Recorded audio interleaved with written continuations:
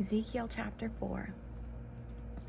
Thou also, son of man, take thee a tile, and lay it before thee, and portray upon it the city, even Jerusalem. And lay siege against it, and build a fort against it, and cast a mount against it, and set the camp also against it, and set battering rams against it round about. Moreover, take thou unto thee an iron pan, and set it for a wall of iron between thee and the city, and set thy face against it, and it shall be besieged, and thou shalt lay siege against it. This shall be a sign to the house of Israel.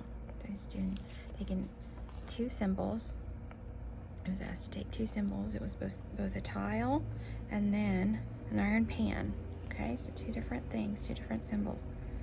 And then here's what this shall be a sign to the house of Israel. So lie thou also upon thy left side. So more instructions. So he's supposed to lay down on his left side. Lie down also upon thy left side, and lay the iniquity of the house of Israel upon it. According to the number of the days that thou shalt lie upon it, thou shalt bear thy iniquity. So as long as he's laying on that left side, he's staying there, and that's the number of days that he's bearing the iniquity of the house of Israel. When thou hast accomplished them, lie again on thy right side. And he's supposed to go to his right when he's accomplished the left days.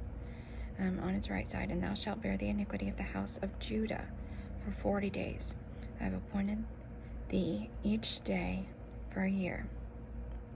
So each day that he's to lay on the right side, he's going to bear the sins of the house of Judah. And so it's 40 days for 40 years. Okay. So let's go on back.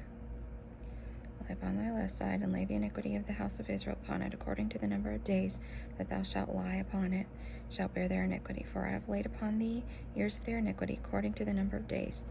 Here, I think I skipped a line, because it says 390 days. So 390. So shalt thou bear the iniquity of the house of Israel. Therefore thou shalt set thy face toward the siege of Jerusalem, and thine arm shall be uncovered, and thou shalt prophesy against it. And behold, I will lay bands upon thee, and thou shalt not turn thee from one side to another, till thou hast ended the days of the siege. So take thou also, my eye itches right here, sorry. Take thou also thy wheat and barley and beans and lentils and millet and fitches, and put them in one vessel, and make thee bread thereof, according to the number of days that thou shalt lie upon thy side. 390 days thou shalt eat thereof. So yeah, real specific. You guys probably heard of Ezekiel bread. Actually, they sell it in stores and stuff. But this is the reference point, the Ezekiel 4:9, and he's saying, that he's gonna take the wheat, the barley, the beans, the lentils, and millet, and fitches, and put them in one vessel. So put them all in one. It's a container, so it's probably made of clay, and like a clay pot. One vessel, and make thee bread thereof, according to the number of the days that thou shalt lie upon thy side. 390 days shalt thou eat thereof. So he's going to eat that bread for 390 days. And thy meat which thou shalt eat shall be by weight, 20 shekels a day. From time to time thou shalt eat it. And thou shalt drink also water by measure, the 6th part of a hin. From time to time thou shalt drink. Thou shalt eat it as barley cakes. So you're going to make it into a little cake.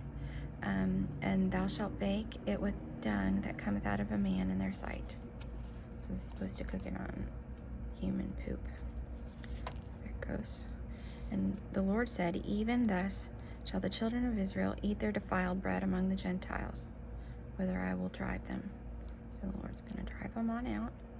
And then he's saying that they're gonna be making their own food around. It's defiled bread among the Gentiles. So it's just a symbol, And said I. So he's gonna. At this point, Ezekiel's ready to do some negotiating, because he's like, this is too much for me. And then said I, Lord God, behold, my soul hath not been polluted. He's kept clean, and he's eaten clean. For from my youth up even until now I've not eaten of that which dieth of itself, or is torn in pieces, neither came there abominable flesh in my mouth. Then he said unto me, Lo, I have given thee cow's dung for man's dung, and thou shalt prepare thy bread therewith. So he's saying you can replace that with, that unclean thing that was asked of him earlier. Replace it with a cow. And then so it's sort of a relief, because it was a symbol of how unclean, that things have become. The bread of those who would have idols and, would take into their households and in their lands, be eating the bread of those who have taken on another god, worshipped other gods, and the unclean and the unrighteous things that were happening in those lands, and those things that were in total abandonment of the Lord God.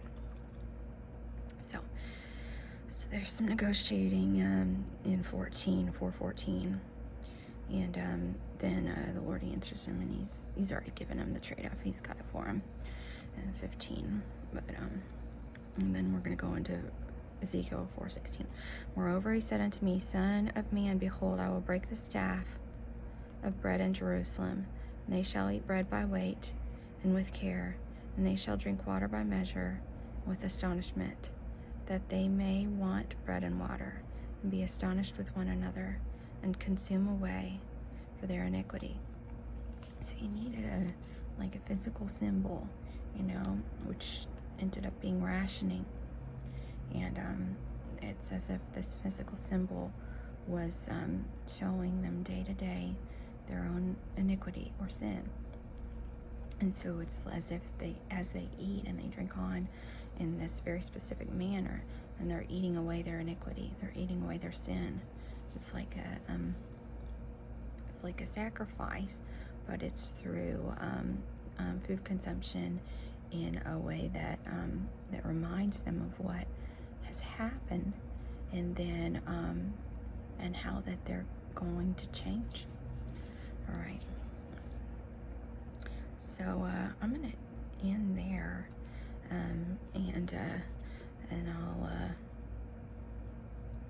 I'll end my words as well. Thank you.